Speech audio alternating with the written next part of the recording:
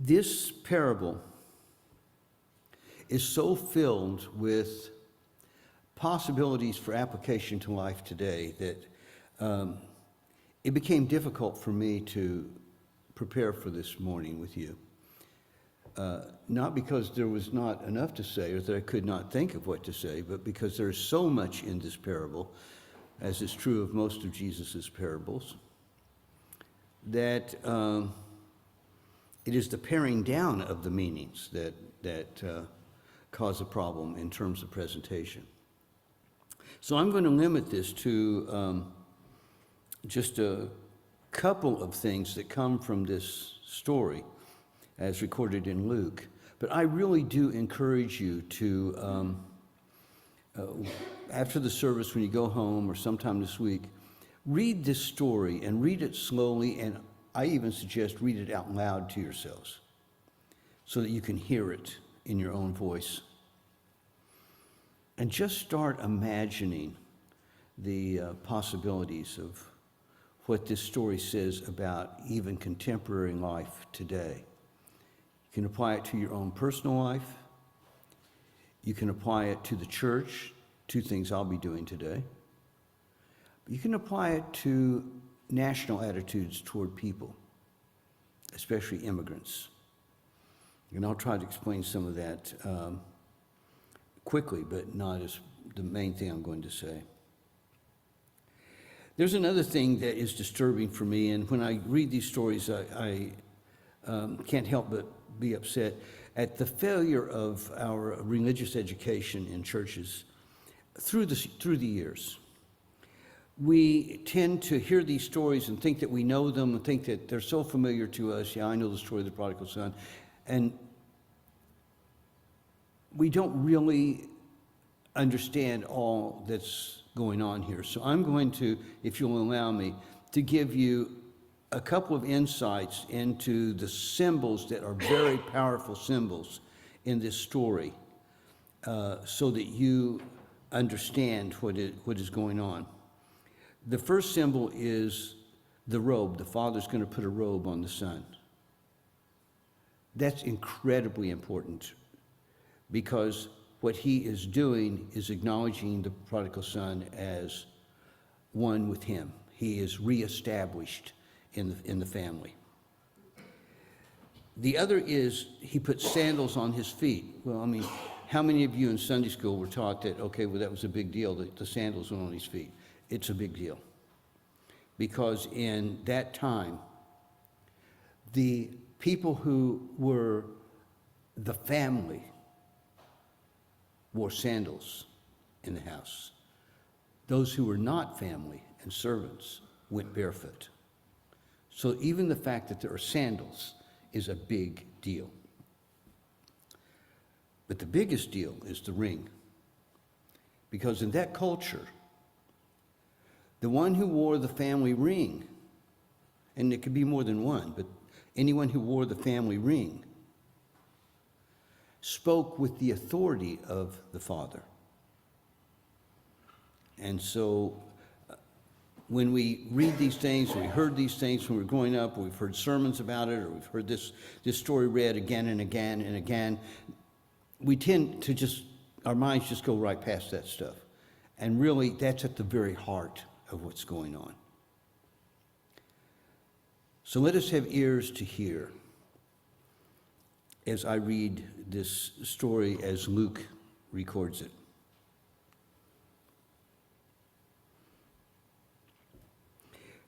Jesus has been traveling and teaching, and as Luke records it, he says, "Then Jesus said,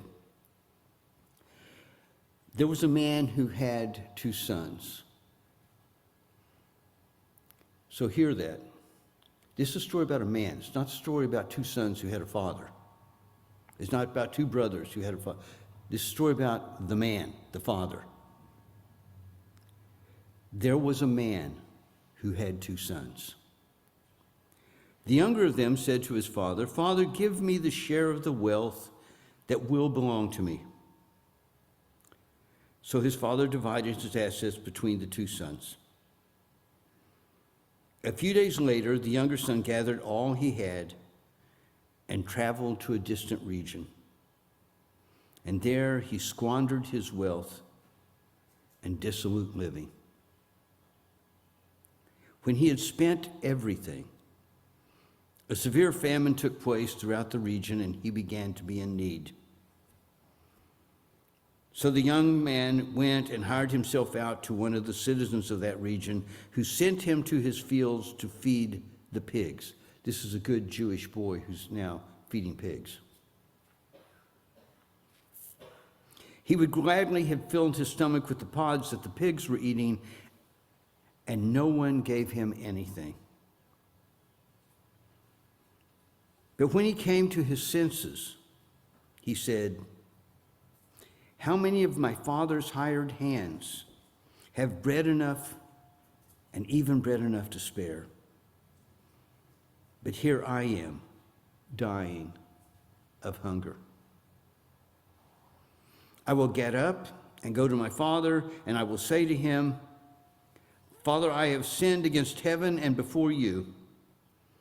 I am no longer worthy to be called your son.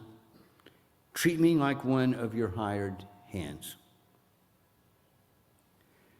So the young man set off and went to his father, but while he was still far away, his father saw him and was filled with compassion. The father ran and put his arms around his son and kissed him. Then the son said to him, 'Father, I have sinned against heaven and before you. I am no longer worthy to be called your son.'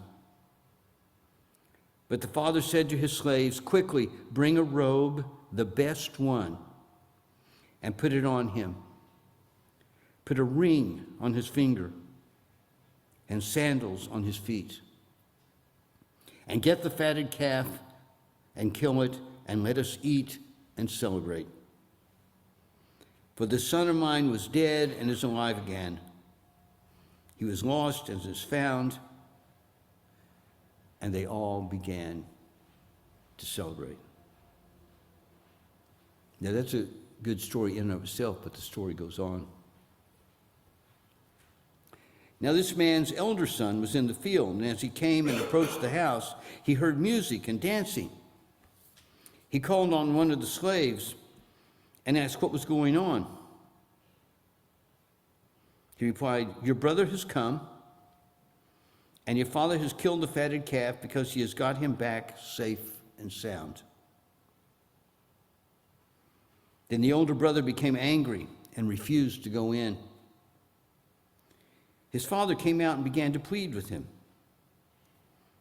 But he answered his father, "Listen, for all these years I've been working like a slave for you, and I've never disobeyed your command. You have never given me even a young goat so that I might celebrate with my friends. But when this son of yours comes back, who has devoured your assets with prostitutes, you killed the fatted calf for him." Then the father said to him, "Son, you are always with me, and all that is mine is yours. But we had to celebrate and rejoice because this brother of yours was dead and has come to life. He was lost and has been found." And that's where Jesus ends the story.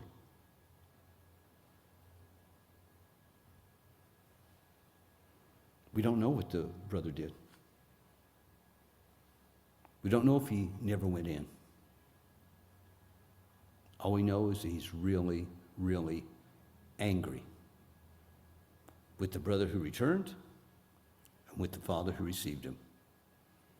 And he wasn't about to celebrate his return. Let those of us who have ears to hear,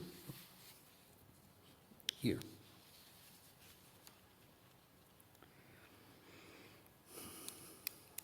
I remember when I was taking a course in pastoral counseling, the professor said something rather profound. He said, in the church, we're not very good at forgiveness. He said, the church thinks of forgiveness as mostly vertical. Now, he happened to be Catholic, and he said, I remember as a boy going to confession. And I would go in and I would confess my sins, what I thought I'd done wrong. And the priest would tell me what to do. Usually I had to do something like so many Our Fathers and so many Hail Marys. And then I was forgiven by God. He said forgiveness was always vertical. Not much was said about, am I forgiving my neighbor? Am I forgiving my brother? Am I forgiving my sister? No, it's the whole thing of the church is, am I okay with God? And if I'm okay with God, then I'm okay. And we worry about living my life so that I stay okay with God. I obey all the commands. I do all the right things. I do what I think God wants me to do. And as long as I'm doing that, and I'm okay with God, and I have asked God to forgive me, then I'm going to be all right, because if God has forgiven me, then I go to heaven, and then I get the payoff for all my good life. And I think the professor's right. He said, we don't do much talking about forgiving one another. We may talk about acceptance, or we may talk about toleration, or we may talk about understanding. We don't talk about forgiving one another. He said, many a congregation has members who've known each other for years, who've never reconciled over slights or hurts or misunderstandings. They're very good at tolerating, but they haven't even approached forgiveness. And his theory was, one of the reasons for that is that most of us grew up in a church that equated being loving with being nice. And so if I'm a nice person, that counts as I'm a loving person, because I'm not fighting with anyone, I'm not calling anybody out, I'm not causing conflict, I'm being nice. And so we end up with a lot of pretty nice congregations that aren't necessarily loving congregations, because nice is designed to avoid the negative. If you can't say something nice, don't say anything at all. Love calls for reaching out and sharing openly, honestly, authentically. It calls for reconciliation, compassionate understanding. When the father in this story sees the son, it says he felt compassion. And that's the other thing that seems to be a problem with the traditional church. We're not so glad about forgiveness if we think people don't deserve it. Imagine forgiving Donald Trump. Now, where's your heart on that? You know? We pick out someone, we see this is really bad. Am I moved to compassion? Do I see someone that I think is sadly lost? Who's lost anything that even resembles a moral compass? And do I have compassion for his lostness, or am I just angry? Angry that he is this way and is doing so well with people who will follow him and making millions and millions of dollars in the process. And that means that we have problems as a church with God's love. Now, that may sound odd because we are a congregation that really speaks of God's love. We live and move and have our being in God, and nothing can separate us from the love of God.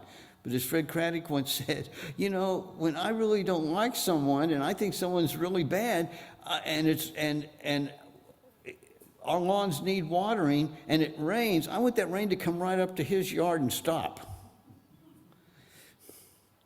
Because we have in our heads, these people don't deserve that. And so we have trouble with this unconditional love of God. We may even have trouble with unconditional love as parents. And so when those we think are not obeying the rules, those we think who are being bad, those we think who are out for themselves, and who may very well be, we get upset at the idea that they're going to be just as loved as we are. And that leads to another issue of the church. Most people think of their relationship to God as transactional. If I do this, this, and this, and I'm good, then I will be rewarded. And if I'm bad, okay, I'll own it. If I'm bad, I'll be punished. But wait a minute. Here's the younger brother who goes out and he's bad. He didn't obey any of the rules. He blew his inheritance. He has nothing. And incidentally, that means he has no real standing with the family. That's what it means in the end when the father says, "You have been with me always," to the brother, "and everything I have is yours." Because once the younger brother took his inheritance, that was it. He didn't inherit anything more. So he's the big brother gets all of that stuff. But what's he complaining about? I've been here so long, and I've obeyed all the rules, and I haven't been bad, and I didn't blow it on bad wine and bad women. I've been here working my ass off. And you didn't even give me a goat to have a good time with my friends. And this guy goes out and blows everything. That was money that you gave him, money that you worked for, money that you created, and he just went out and blew it. And he comes home, and you're going to love him, and you're going to put a ring on his finger, and you're going to put a robe on his back, and you're going to put sandals on his feet, and he gets to walk around the house as if he is your beloved son.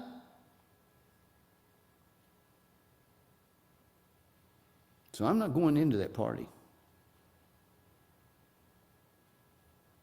So the church sometimes has trouble with, we talk the talk, but do we really believe all these people that we see as evil and bad and injuring people's lives and snatching people off the street and taking them to prisons in South America and all that they're going to be just as loved by God as we are?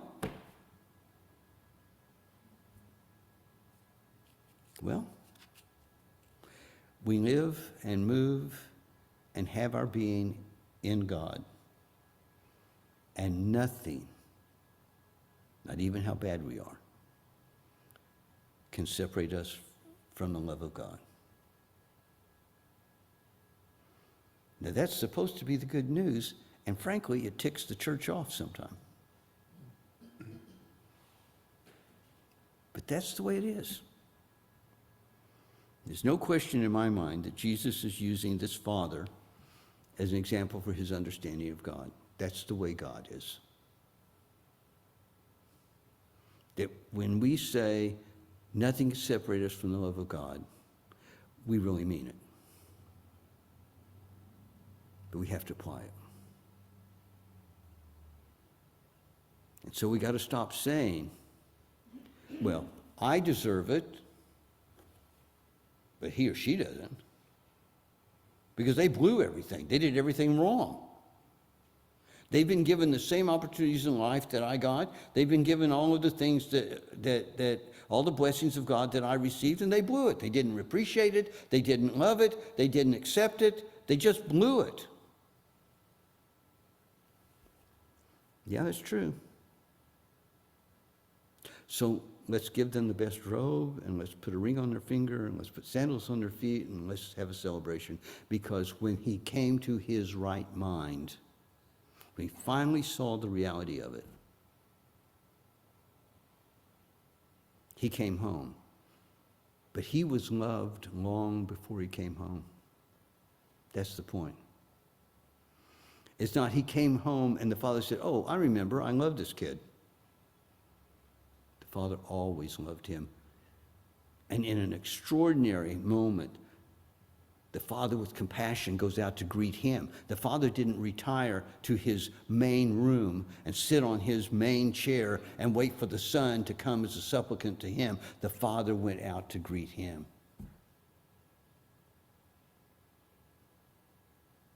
So we have to look at ourselves. Do we really mean what we say? Do we really say what we mean? And do we really do what we say we're going to do? That is, love everyone as a precious child of God. Now here's the other thing. Then I'll let it go. The brother, the older brother. Yeah, he's ticked off because he's transactional.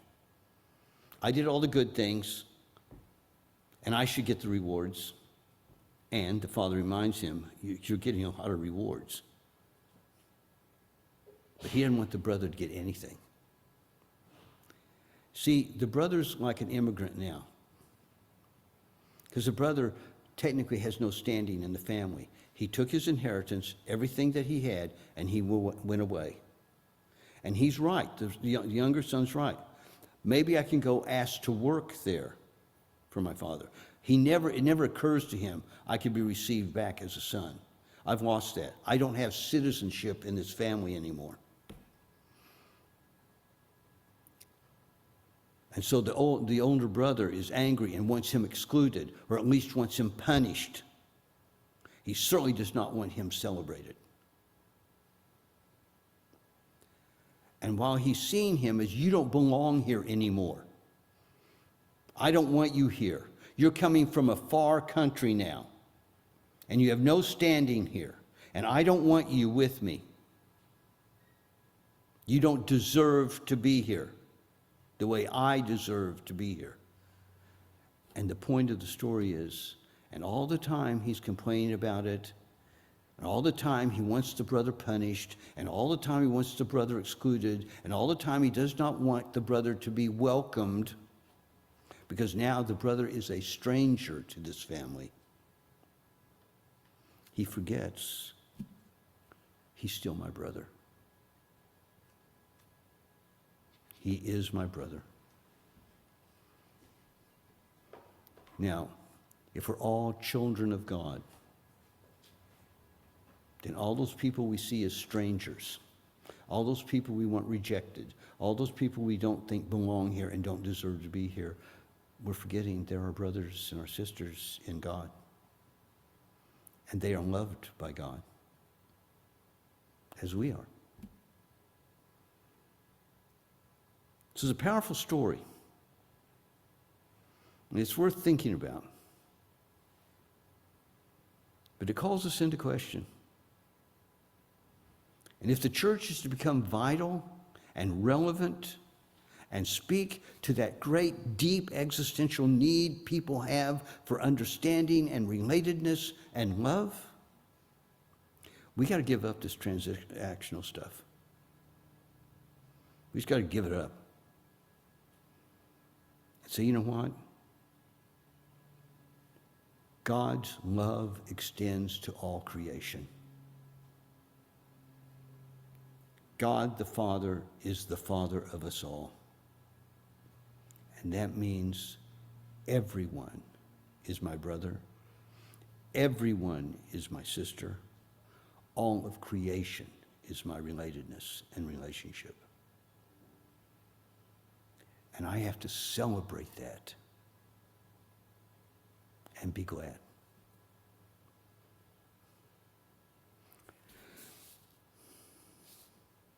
Amen.